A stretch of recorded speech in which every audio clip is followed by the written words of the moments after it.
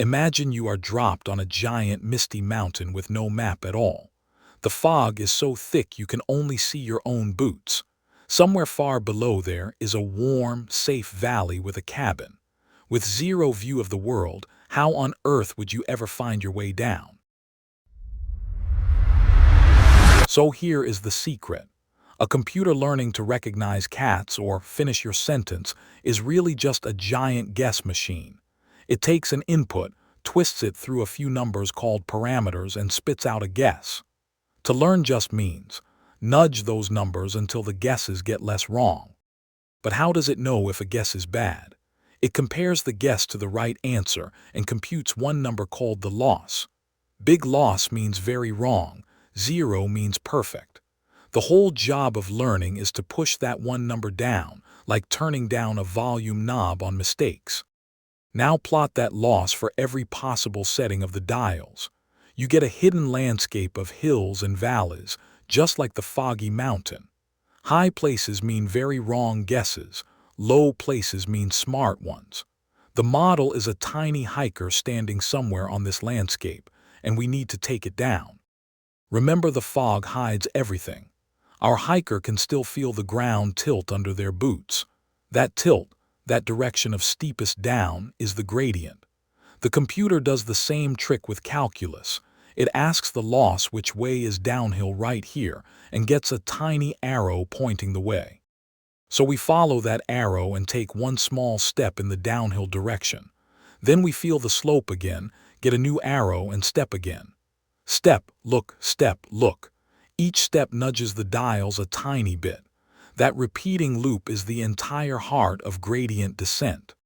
But how big should each step be? That size is called the learning rate, a slider you choose before training. A tiny number means cautious tiptoes, a bigger number means brave leaps. Pick well and the hiker glides down. Pick badly and things go sideways fast, as we are about to see. With steps too small, the hiker barely moves. Training takes forever and may never finish. With steps too big, they overshoot the valley, leap to the next hill, and bounce around wildly, sometimes going up instead of down. The right learning rate sits in a sweet spot between the two. Now imagine doing this thousands of times. Each step is small, but together they carry the hiker from a high, foggy peak all the way down into the warm valley. The loss number, that volume knob on mistakes, keeps shrinking. After enough steps, the model's guesses go from random to surprisingly good. Real models do not have one dial, they have millions. So the landscape is no longer a curve, it is a vast, bumpy terrain in many dimensions. At every step, the gradient gives a downhill direction in all of them at once. The hiker feels the tilt of the whole world and steps in just the right combined way. But the landscape can trick us.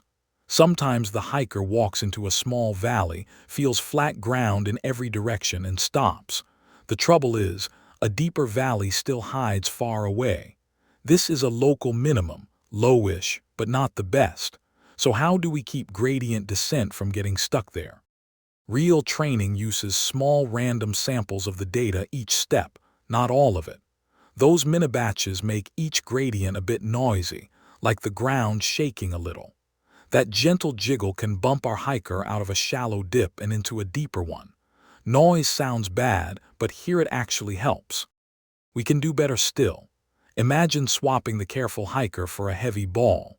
A ball rolling downhill keeps a bit of its previous speed, so it powers through tiny bumps and zooms across flat patches. This trick is called momentum, and it lets gradient descent reach good valleys much faster. So picture the whole trip. We start the model with random dials high up in the fog with terrible guesses. Step by step, gradient by gradient, the hiker walks the lost landscape down. Cat photos start being called cats. Sentences finish themselves. We are almost there. One tiny step at a time, a model is born. So now you know the trick. A model guesses, measures how wrong it is, feels the downhill direction of those mistakes, and takes a small step that way.